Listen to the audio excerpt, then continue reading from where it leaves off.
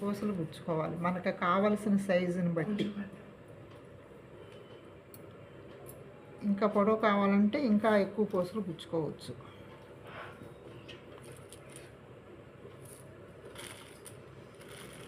ఇవి హ్యాంగింగ్స్కి ఇలా రెండు, ఒకవైపు గుంట ఉంటుంది కాబట్టి ఇలా రెండు ఎదురు బొదురు గుచ్చుకుంటే ఇలా వస్తుంది.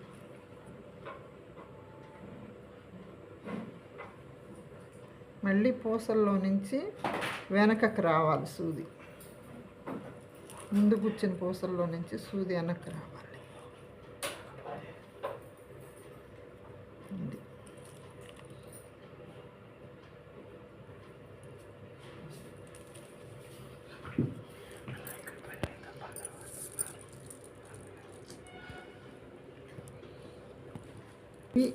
లంగాకి హ్యాంగింగ్స్.